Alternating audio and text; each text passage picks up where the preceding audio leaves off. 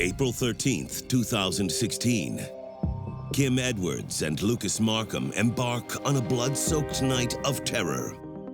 Their motivation, ostensibly the popular teen film, Twilight. Kim was obsessed with the movie Twilight, and just like the eternal love between Bella and Edward, she truly believed she had found her soulmate in Lucas. Their plan is simple. Destroy anyone who tries to tear them apart. But in Twilight, true love ends in death.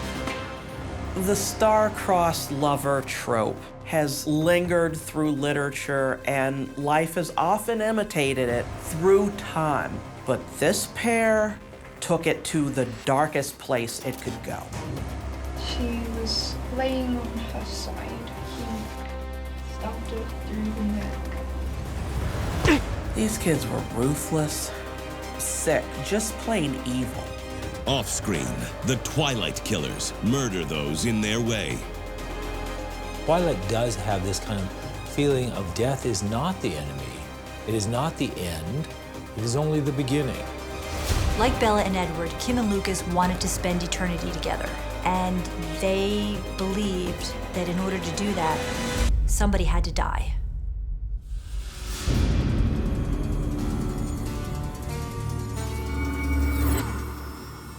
For 14-year-old Kim Edwards, the pursuit of happiness has always been fleeting. Until the movie Twilight shows her the meaning. We'll be recording what's said here. Of true love.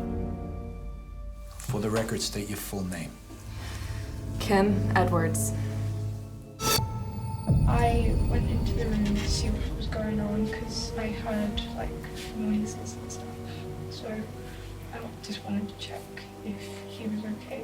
He was on top of her, like with a pillow over her head.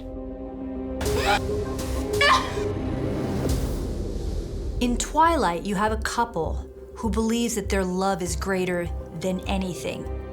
Even if that means death.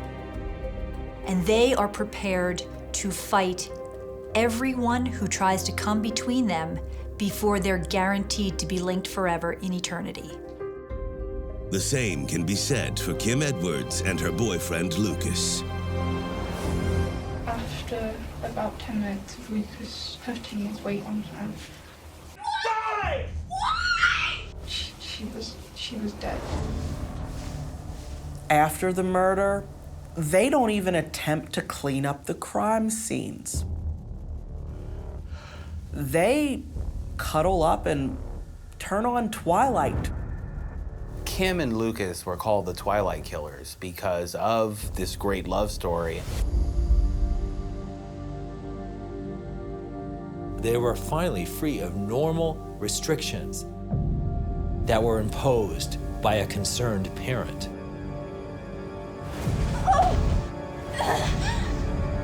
They were so excited about finally being together.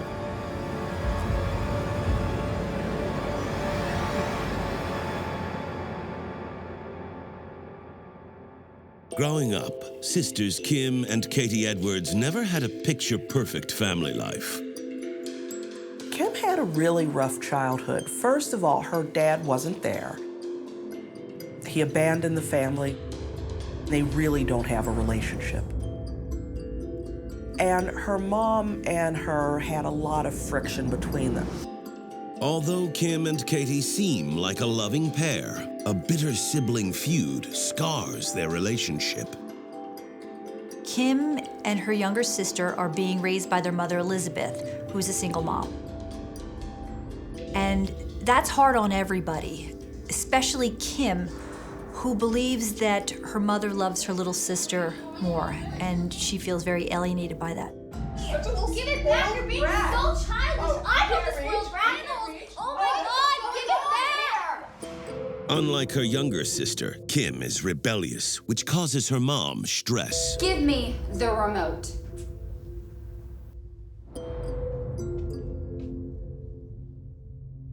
There are many reasons why one parent may favor a child over another. One may be that the parent just identifies with that child stronger than the other. Whether or not it's true, Kim felt it. So her mother could say, no, I love you both equally. But Kim didn't believe it. That's the important part here. No matter what her mother said, she didn't believe it. I knew that she favored my sister more than me. And even though she said that she didn't, I knew that she was lying.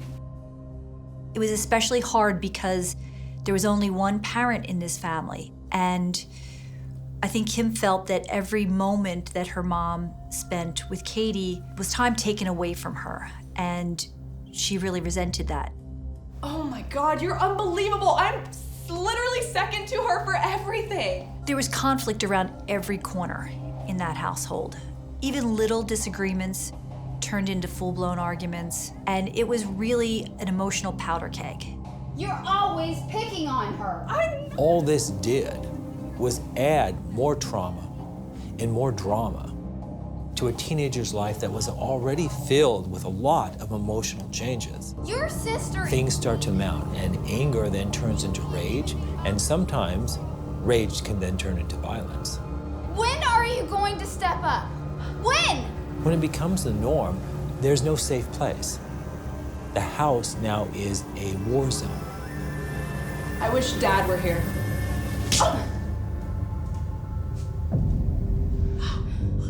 One day, Kim and her mother get physical. Kim's mom, Elizabeth, actually strikes her, and Kim can't believe it. Her mother realized that she needed some help with these girls, and the fact that she could find herself at a point where she would hurt her child, she realized things were out of hand. Elizabeth refers herself to social services, fully aware that she has lost control of her household. She had to send the girls somewhere. She didn't have a husband to stay at home with them. So the kids went to foster care. Kim blames her mother for the whole thing, and she's furious and she's not able to get over her anger. Her feelings of rage and alienation deepen, and she's got nowhere to put them. And she turns to the movie Twilight because she could really identify with Bella in the movie. This movie came at a time when Kim really needed someone to make her feel wanted, desired, and protected. Twilight is the first installment of a major movie franchise. Across the world, teenage girls like Kim are fixated on the love story between Bella Swan and her vampire boyfriend, Edward Cullen. Twilight begins with us watching Bella move in with her father. It's that classic new kid in school, trying to figure out who to befriend, and then all of a sudden you look up and see the most beautiful thing you've ever seen. Bella catches a glimpse of Edward, a mysterious classmate she can't keep her eyes off of. He's painted as this beautiful dark figure. No one knows anything about him. To everyone in town, Edward is untouchable. But when it comes to Bella, things are different.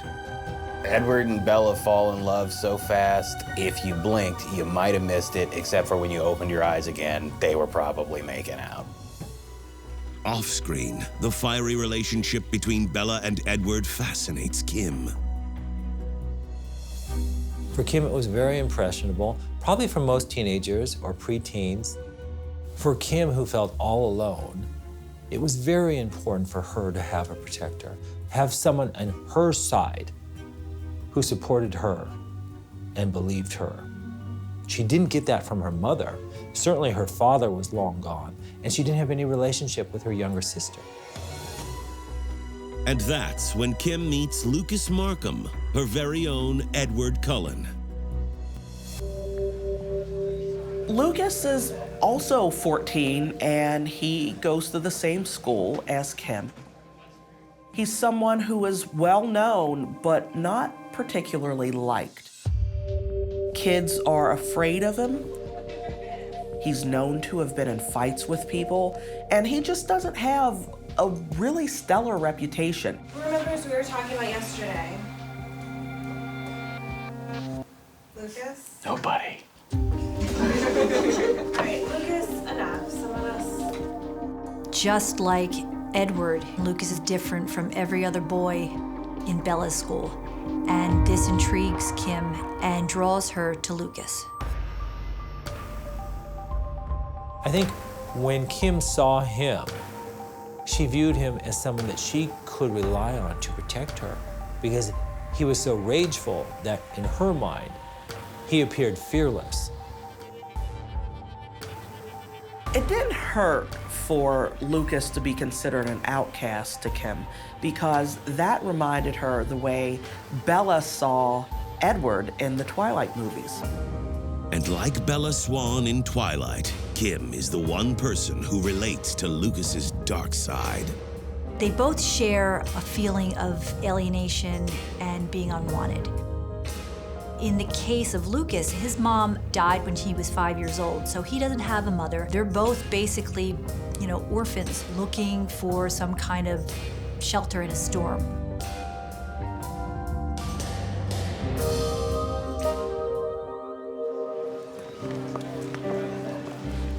Did you have a good day? Lucas and Kim forge a tight bond. Lucas asks Kim if she will be his girlfriend, and she's overjoyed and accepts. So they're both in a really good place. They're happy, they're loved, and that's something that both of them had really been looking for.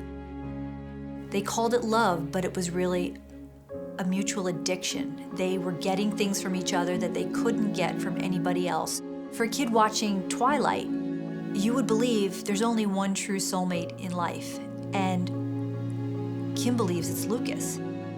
But not everyone is thrilled for the new couple. After several months of living in foster care, Kim is reunited with her family. But their second chance at happiness doesn't mend the family's strife.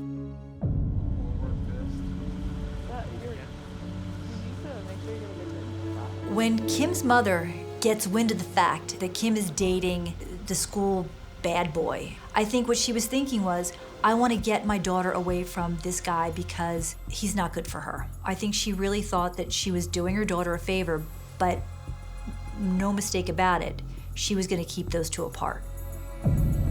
In Twilight, Bella's father doesn't react very well to her dating Edward. He's not a huge fan, which makes sense given the cloud of mystery that surrounds the Cullen family.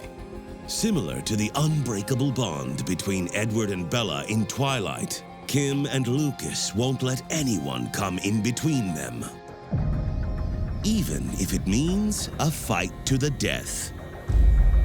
It happened so quickly, but gave me peace of mind because it wasn't like torture or anything. 14-year-old Kim Edwards feels like the real-life Bella Swan from the Hollywood franchise Twilight. Kim has started dating the school bad boy, and she believes she's found her one true love. And just like in Twilight, it seems like everybody's trying to break them apart. In the movie, Bella and her boyfriend Edward Cullen tempt fate to make their relationship last. So despite everyone trying to keep them apart, this love is such a once-in-a-lifetime thing that it's worth fighting for. Outside the box office, Kim believes her relationship with boyfriend Lucas Markham rivals her favorite movie.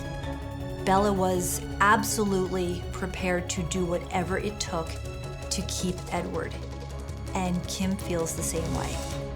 Since returning home from foster care, Kim's mom has been trying to fix their troubled relationship. But to no avail. Kim was furious with her mother for sending them into the foster care system, and her feelings of rage and alienation deepen, and she's got nowhere to put them. I am trying here. What else can I do? Yeah, leave just like Dad did. And now, Kim's mother, Elizabeth, is standing in the way of true love.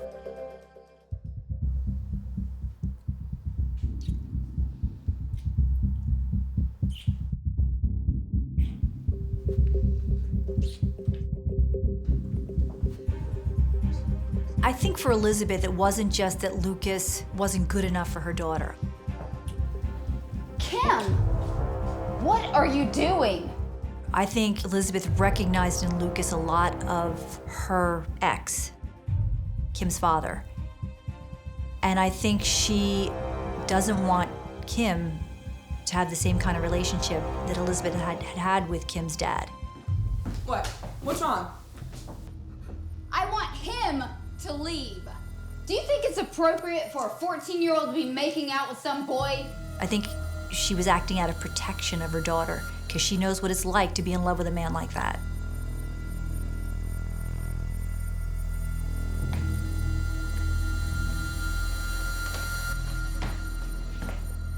Are you happy now? Is this what you wanted? I hate you!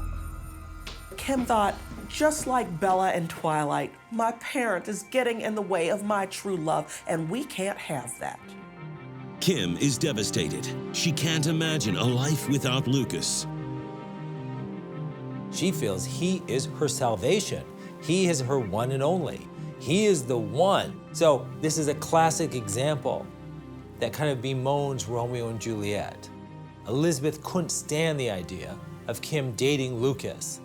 And Kim was being very defiant because she was in love with Lucas. Kim becomes distraught. She retaliates the only way she knows how. She strikes out to hurt her mother by hurting herself. At school, Kim is revealing an obvious cry for help. In a very dramatic fashion, Kim sends a note to her teacher, "Tried to be strong, but I just can't do it anymore." And understandably, the teacher is alarmed. It's clearly a suicide letter. But before they can do anything, it's almost too late. The first chance Kim gets, she tries to overdose on pain pills in a suicide attempt. When we look at Kim's state of mind, most people truly don't want to commit suicide. They just feel they have no choices. They're actually ambiguous in what they truly want to do. For Kim, she felt she had no choices. Her mother ruled her. Her mother took away all her power. Her mother took away all her freedoms.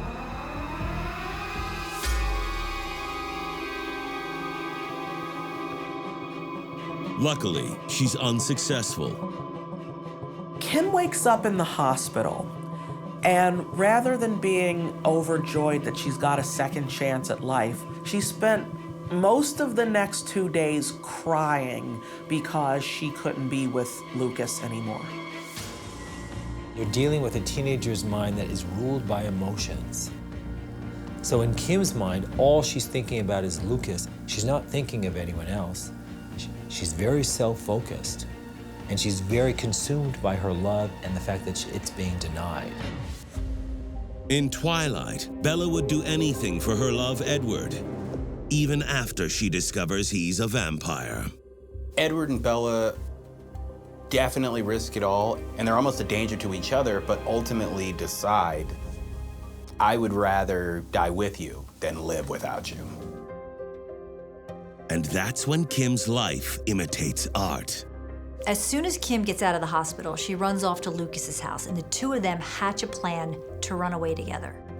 Lucas and Kim pack a bag of clothes, they steal a tent from school, and with this, they set out to make their life in the woods, in the wilderness.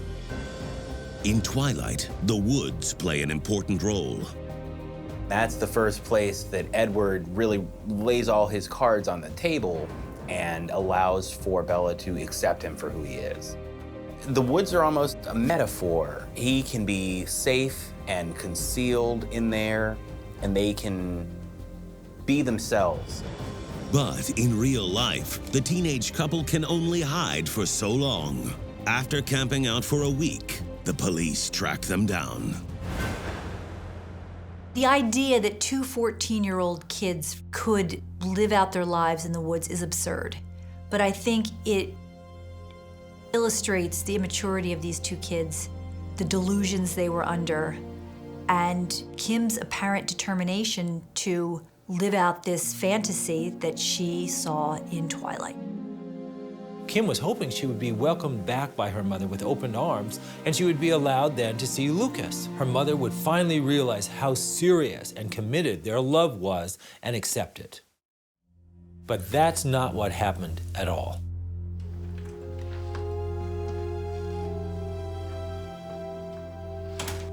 While at home, things seem more of the same to Kim.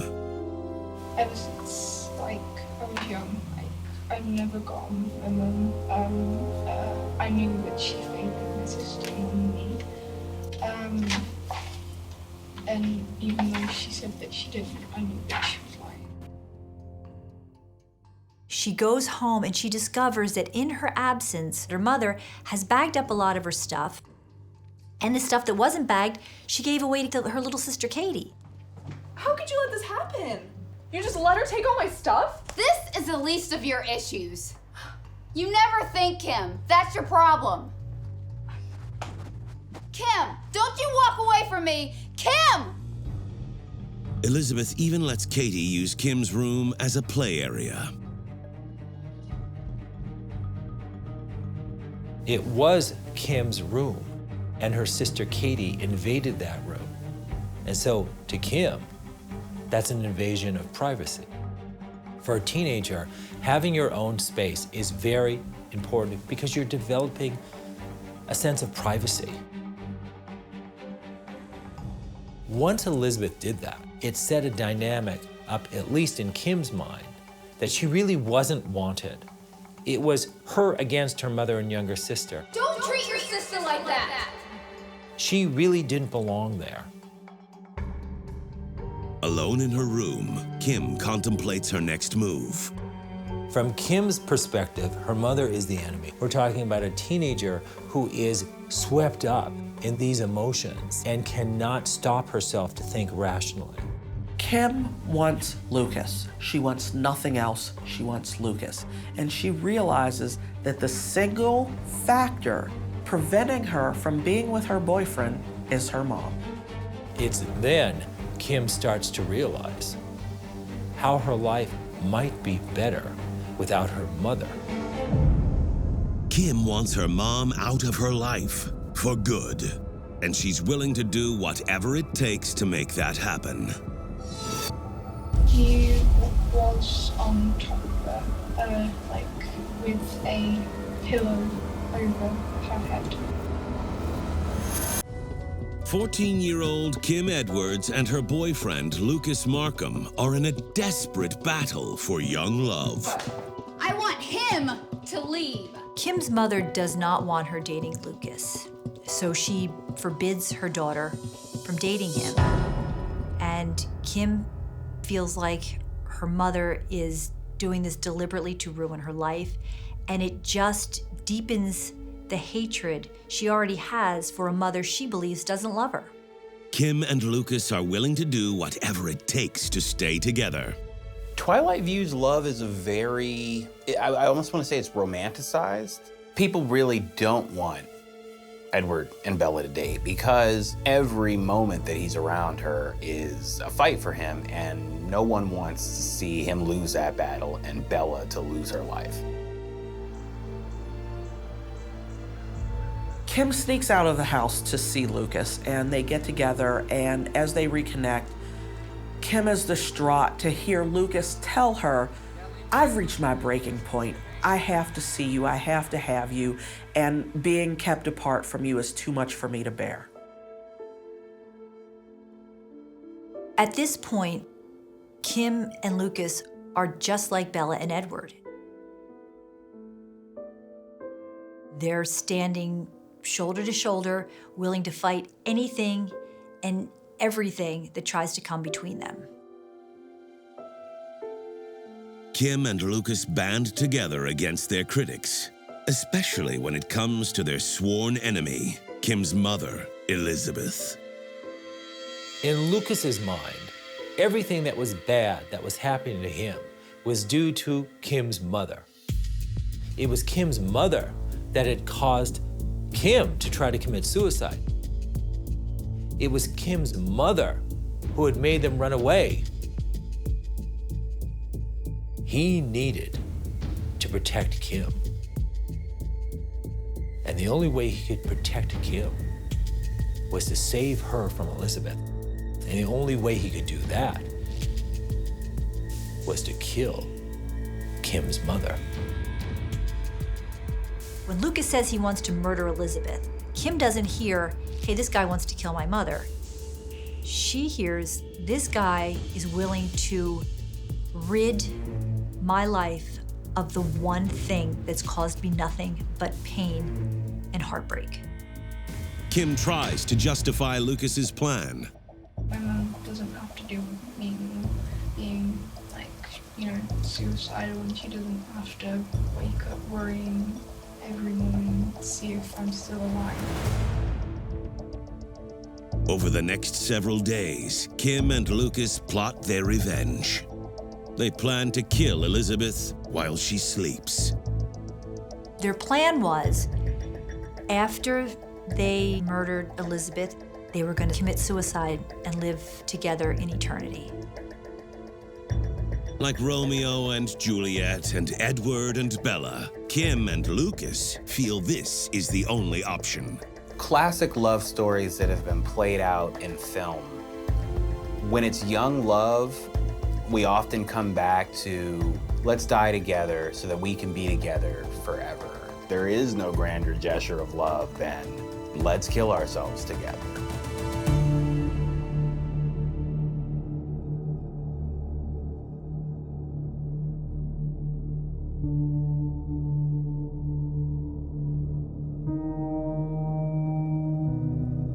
That night, Lucas climbs into Kim's upstairs window, just like Edward Cullen when he comes to visit Bella in Twilight. It appears that there is a break with reality, that all of a sudden something in Lucas and Kim switched, and they were no longer teenagers in love, but now they had somehow become sociopaths. Not like teenagers, but like professional killers.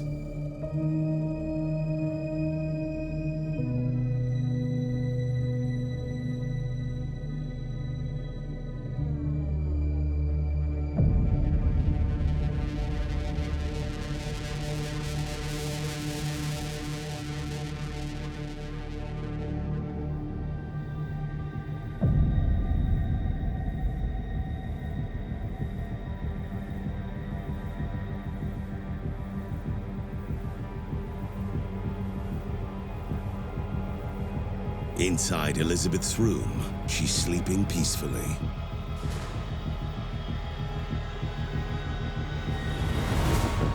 She was laying on her side.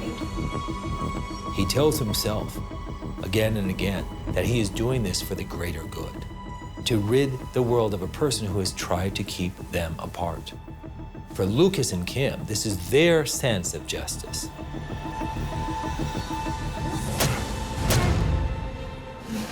Stabbed her through the neck, I think, like through that way, because she was on the side. When Elizabeth woke up to this attack and she started to struggle, Lucas continued to stab her. He stabbed her repeatedly, and she managed to get her hands in front of her and tried to fight him off.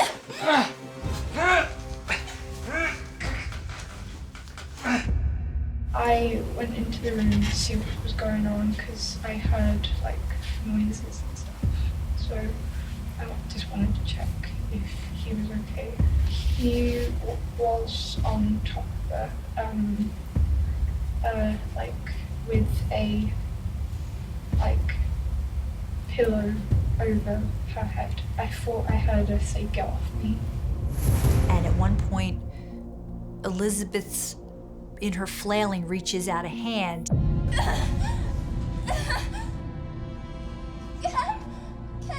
When Kim realizes the hand of her mother as her mother's being murdered by her boyfriend, even she, I think, realizes that that's just beyond.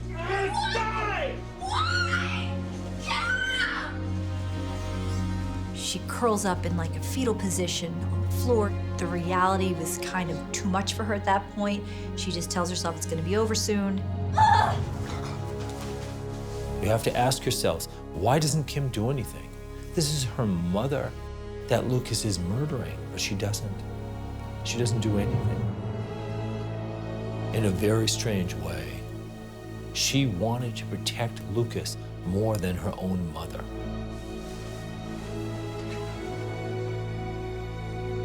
Elizabeth was stabbed about 8 times.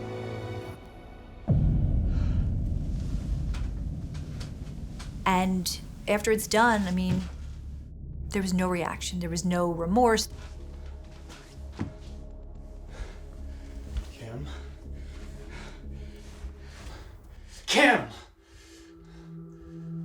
From Kim's perspective, her mother is the enemy. She's trying to destroy this love between her daughter and Lucas. But from Elizabeth's perspective, she is a mother trying to protect her daughter. From Lucas's perspective, he wants to destroy Kim's mother because she is the obstacle that's keeping them apart. But the carnage isn't over. Just like in Twilight, no one is safe, not even a child. The frightening thing about this case is that both were age 14. They are just cold-blooded killers. Teenagers Kim Edwards and her boyfriend Lucas Markham are murdering Kim's family, all in the name of true love. Kim's mother did not want her dating Lucas, and so they killed her so they could be together. What exactly happened to cause you to want to plan this? Not really well. It's just kind of happened, I guess. In Kim's favorite movie, Twilight, death can also mean eternal life. Bella begs her boyfriend Edward to turn her into a vampire so they can spend eternity together. But Edward refuses. Instead, he vows to protect her from harm, even if he has to stand guard while she sleeps. When Edward came through Bella's window, that was to save her. When Lucas comes through Kim's window, it's to kill. We have one more. We can do this. Come with me. With Elizabeth dead in her room, the killers turn to Kim's little sister, Katie, as their next victim. They've decided they should kill her, get her out of the way, that way she can't turn them in for killing her mom. Katie is unaware of what just happened to her mother. She was asleep, not a care in the world, as every little girl sleeping amongst stuffed animals is.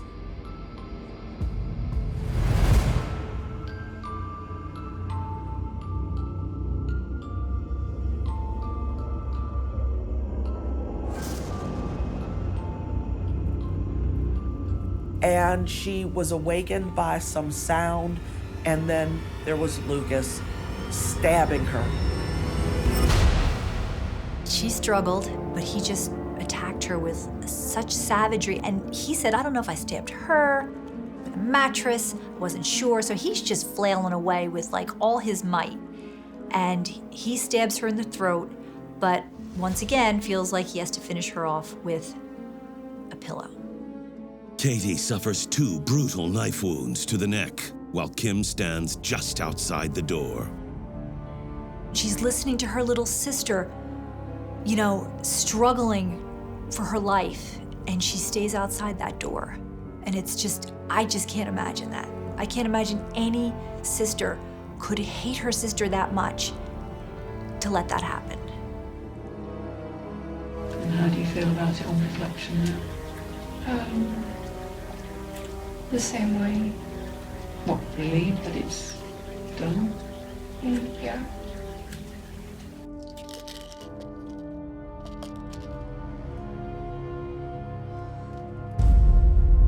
After Katie's death, the lovers prepare for their final act. Where did you think up to kill your family, to commit suicide afterwards? Because I don't like smoking. Yeah, and committing suicide after. It's just most people who do commit murders try to commit suicide themselves. They're in control now. They feel free. There's nobody coming in between them. There's nobody stopping them from being together. They have exactly what they want. In the movie Twilight, Edward and Bella stand together against the world. At the end of the whole series, the Twilight saga, Bella and Edward end up married with a child. The child is the culmination of everything that they fought for. But Lucas and Kim aren't interested in making future plans. All they know is what they feel in the moment. And in this moment, they want to end their lives. So Kim writes a suicide note saying, "F the world. I want to be cremated and mine and Lucas's ashes scattered at our special place. We don't give a f anymore." Lucas is the first one up. He's ready to die for his one true love. Their only chance at eternity is death. Teenage killer Lucas Markham and his girlfriend, Kim Edwards, are in the final hour of a murderous plot to kill Kim's mother and sister. They pulled off these murders so that they could be together forever and nobody would be controlling their lives. Are you ready? But now, with only their own deaths to carry out, Kim has second thoughts. Wait, What? we can be together now. She's gone. I think after the murders, Kim realized, hey, wait a minute. We got a whole house to ourselves. No one's gonna tell us what to do. And I think she realized that for the first time, they were in control. They were together now, so maybe killing themselves didn't have to happen. Instead of dying together, the couple jumps into the shower to clean off the blood. Lucas and Kim shower, but they don't make any attempt to clean up any of the crime scenes. They go down into the basement. Downstairs, the young lovers have sex, eat ice cream, and watch their favorite film franchise, Twilight. After committing these two horrific murders, they didn't, head for the hills. They didn't grab her mother's credit card and try to make a run for it. They never even moved beyond the four walls of the house. They hunkered downstairs and immersed themselves in the fantasy of Twilight. Their emotions are of two 14-year-olds who have no empathy for the individuals they just killed and self-focused on their own freedom. It's normal to be self-absorbed and self-focused when you're a teenager, but this went way beyond normal. The next day, with her family rotting upstairs, Kim and Lucas continue their party. There was a lot of controversy over which one was the ringleader, who was behind all of this, and I firmly believe it was Kim. I think Kim manipulated, I think Kim harnessed Lucas's anger and violence and rage to her own benefit. But their rendezvous is short-lived. Less than 48 hours after the murder, the police show up. When Lucas and Kim don't show up for school for 2 days, people start looking for them. The police get involved, and everybody's wondering, where are Kim and Lucas? The police go to the house, and they knock and no one answers. They don't turn away. They're determined that they're gonna get in. The officer found a door to the basement that happened to be open.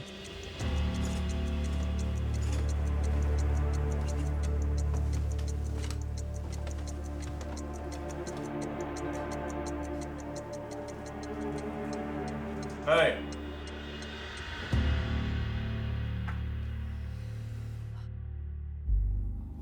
Where are your parents? My mom's upstairs. What's she doing? She's resting.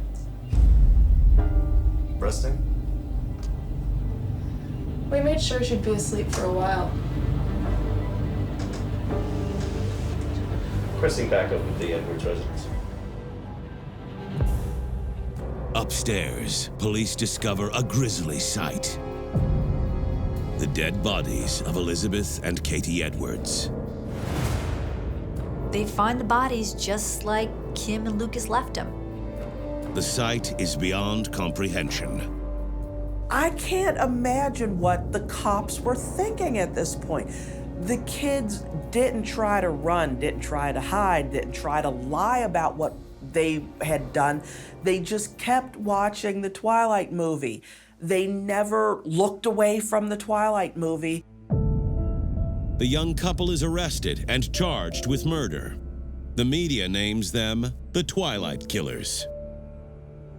It's very interesting that this Twilight saga has people almost rooting for death, even though you still want to see not a culmination of love, but you want to see their love continue to grow. That movie was so essential to their relationship and how they saw themselves. They imagined that they were like Bella and Edward. No matter what, they would always find a way to be together. They could be together forever through eternity if they wanted, and nothing would stop that.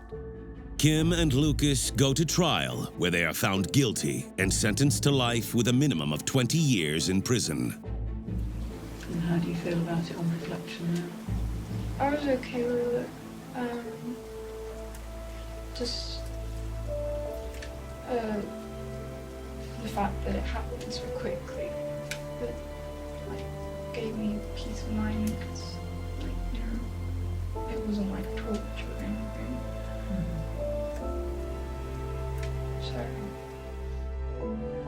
And the odd thing is that I find really weird is that, okay, you've done that, you're on trial because you've done these horrific things and you did it because you wanted to be together. And yet at the trial, they never looked at each other. I don't know what that was about. At what point did they go like, oh, I guess you're really not the person I was meant to be with. You're not my soulmate after all. You're just a guy I killed my mom with. Ultimately, it probably had to do with their age. They might have had the ability to murder, but they didn't have the ability to survive in the real world. For Bella Swan, death means eternal love. In a way, you almost have to root for Bella to become a vampire, which means death, just so that she can stay with Edward. But for Kim and Lucas, the relationship they killed for is over. What is ironic is that Edward and Bella went on to spend an eternity together, and Kim and Lucas are now going to spend the rest of their lives apart. It appears that Kim just had all this built-up rage, and she really, truly hated her mother and her little sister and could see nothing else when she thought of them except hate and resentment, and ultimately, revenge. The star-crossed lover trope has lingered through literature, and life has often imitated it through time. But this pair took it to the darkest place it could go.